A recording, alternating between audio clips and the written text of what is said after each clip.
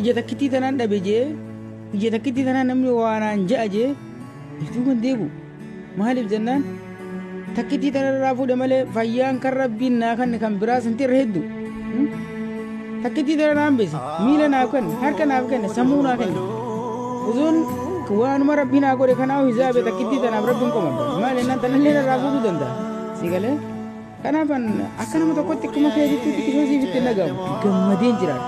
Akka nama gartee Kanaadaa fi Ameerikaa jiraattu hin jiraadha maal jennaan iji takkittiin tun naa fuudha qalama hin qabne jira jechuudha.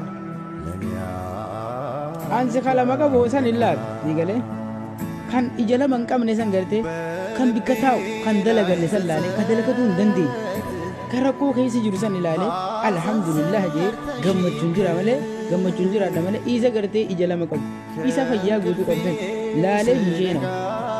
maaliif jennaan tana taaftillee rabbina irraa fudhachuu danda'a waan ta'eef tanarraa fudhate tanarra ta'inni naa dhiisetu irra hedduu ija tana malee qaamni guutuun nagaana qaba akkuma namu kamuu biyya arabaa deemee dalagachaa jira miilumaan taharii bajabsan dhufe jechuudha kanaafuu waan akkasiitti galatoomaa naaf jiraadhaa gaafii keessaniif hedduu takka galatoomaa na gaafachuu. Ahmad Culullee Umala Masiihima wasaahibul beeyti adraa maa fi beeytihi.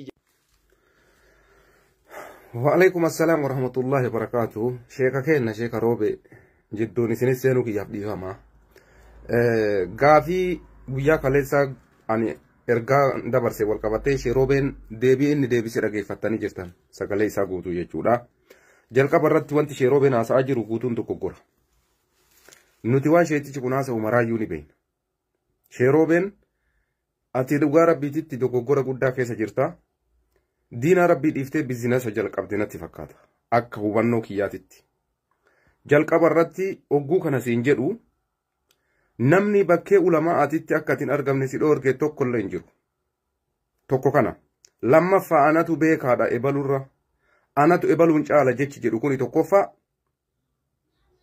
namni abbaan uf hin jaju jedha oromoo yeroo mammaaku mee mana mammaaksuma oromootiin sii deebifna sheeroobee abbaan uf hin jaju namni biraasi hajaju sheeroobeen ilmii qaba sheeroobeen cimaadha sheeroobeen ebaluun caalaa namni biraasi hajaju ufi hujaju kanallee dhaabi tokko lammata ammoo waa mara keessa hana darbanii jettee qissaa nabi Yuusuf gootee akka obboleeyyan nabi Yuusuf hin boolla darbite nabi Yuusuf boolla san keessaa bahee biyya Ijipti dhaqee biyya Ijipti keessatti nugusa ta'e sanitti atillee akka nabi Yuusuf sanitti fakkeenyaaf gootee jechu qissaa nabi Yuusuf hundaayyuu ni beeyna.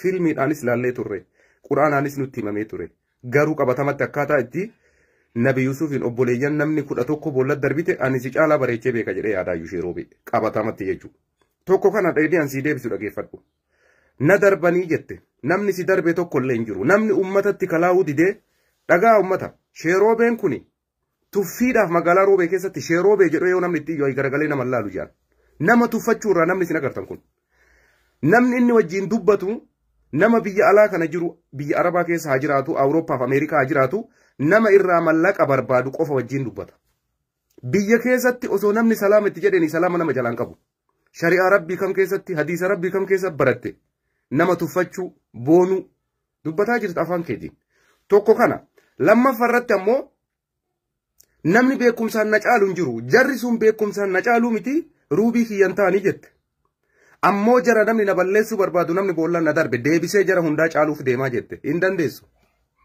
jarri sun kaleessallee si caalan har'allee si caalan sababiin isaa akka ati miqqanyummaadhaan yookaan sharriin dhufte kanatti sharriin hin dhufne jarri kun Ustaaz Sa'ad Aliyyi waggaa 5 guutuu uummata isaa tajaajilaa jira waggaa 5 guutuu masgiida ijaaraa jira waggaa 5 guutuu quraana biyyattii Oromiyaa san Arsii gamaa gamanaa keessa deemee raabsaa jira waggaa 5 guutuu ramadaanaan uummata miskiina galgalaa ganama faxarsiisaa jira parsantii 100% si caala ati waan ati dalaytu sitti masheeroobe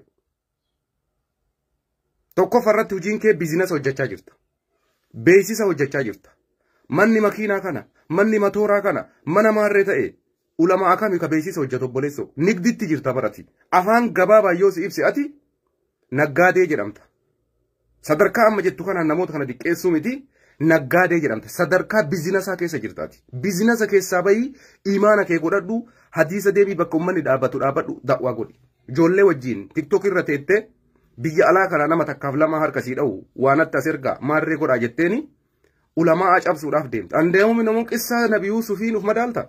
Nabi Yuusuf jechuun bar obboleeyyan maaliif akka isa hinaafan beeyta bar. Abbaan isaa waan isa jaalatuuf hinaaftee bar obboleeyyan beeyta. Sheroobe hin beeytaami hadiisa rabbii.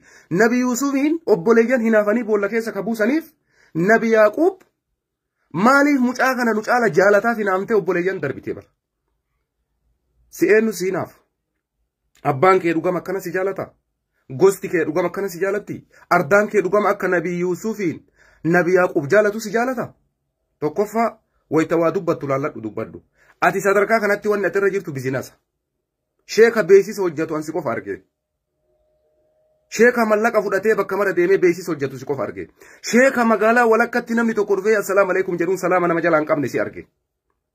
Kanaafuyyuu nuti kasiin jechaa jirru bizinasa kee hojjedhu. Garuu anatu ebaluun caalaa ulamaa ofiin jedhin kun salphina guddaadha.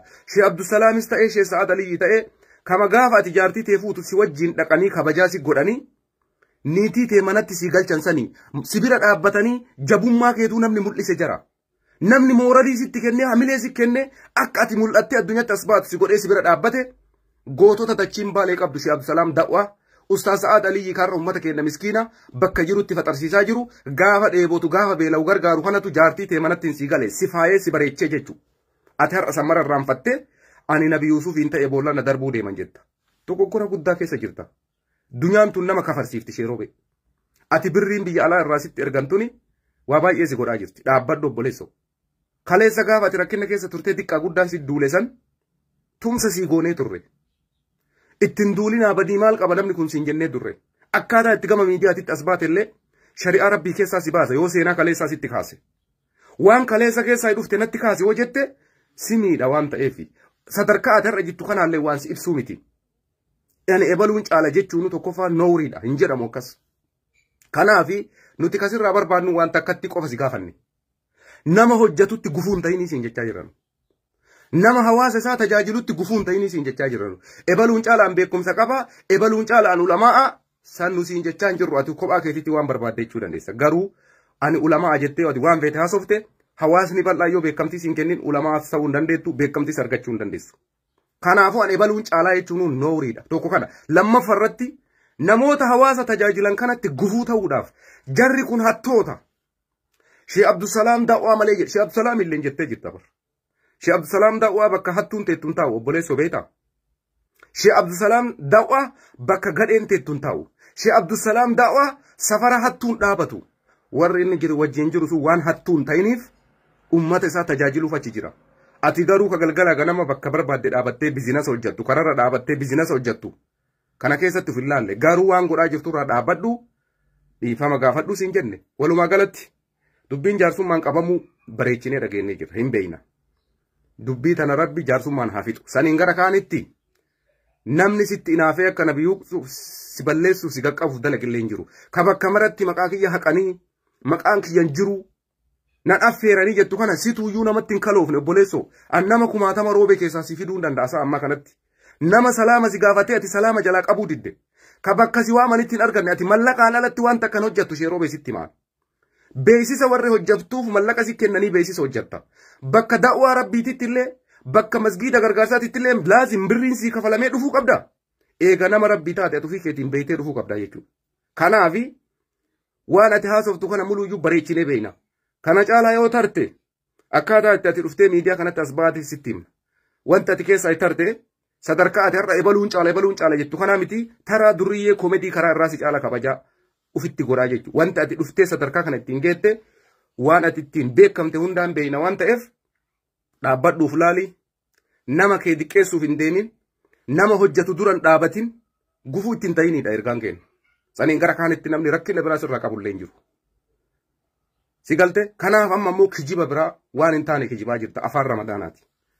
Na ukkaamsanii na hoolanii yoo si waaman hin dhiyaatu birriin si kafalamuu qabaati wanni dhiyaachuudhaaf. Kanaaf dogoggora akkana kanarraa dhaabbadhuu siin jechaa jirra.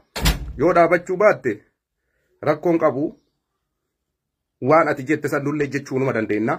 Hawaasa kaleessa si jaalatu biratti garuu hin salphattaa jechuudha. Rabbiin akkuma si fuudhe akkuma ati jette san gassi deebisa.